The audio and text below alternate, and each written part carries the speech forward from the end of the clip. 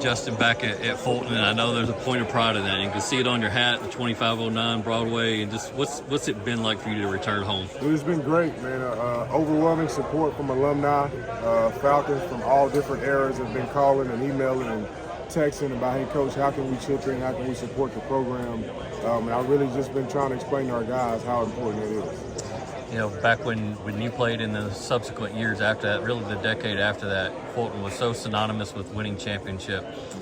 When you take over this program, what are the foundations that you're building at this point that could possibly lead to that down the line? Yeah, the foundation is just about the work and understanding where you are. You know, there are programs in our area that do things a certain way, and kids, when they walk into those programs, they know the expectation.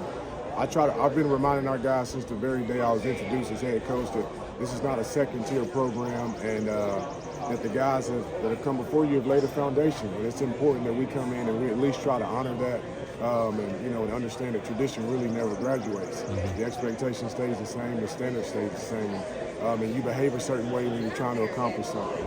You know, they don't just hand out gold balls. You know, you got to go earn them. Yeah, and I can see you guys even changing the narrative on social media, just really, again, pushing the tradition and the pride and singing the praises of players in the past and current players. And what results have you seen out of that so far? People, again, alumni people were like, I forgot about this kid. Or, man, it was so cool to see that video, or Dennis Rogan, or whoever it is.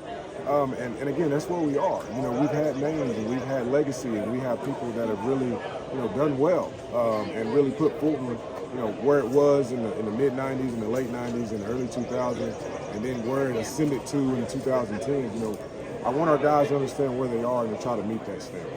Tell me about the team this year, just maybe returning guys that have impressed you so far, and maybe even some newcomers. Yeah, eight returning starters on offense, 7 on defense. Derek Smith has been tremendous. Since I met him back in December, he's been texting me, every other week. Al Johnson's a guy that's been really impressive as far as what he can do with the ball in his hand. He was a 900-yard rusher last year. Offensive line, people was acting like the cupboard was bare coming over to Fulton, but we've got a few pieces that we're excited about. And I think some of the younger guys have a chance to get some playing time this year as well. On the outside, I like Walter McNair. He's a little bit banged up last year, bigger body receiver.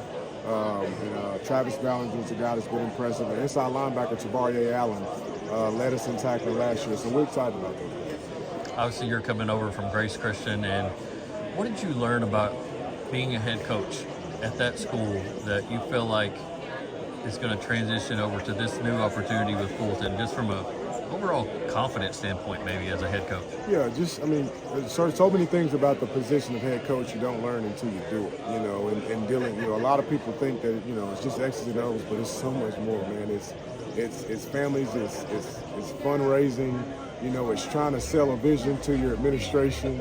It's so much more than just the X's and O's. And you just learn how to do the job, let's get busted, And football is one of those sports where you kind of know when things are coming up, so trying to stay in front of everything as far as all season, ordering spirit-packed stuff. So, you just learn how to do the job, the day-to-day operation, the CEO level, so yeah. When you were going through the interview process with Fulton this time, and just what felt right about it? What did you maybe hear, or what did you feel, or maybe even talk about as a family at home that made you say, all right, now it's time? Yeah, I think really just Jody Wright and Rob Black and Seth Smith.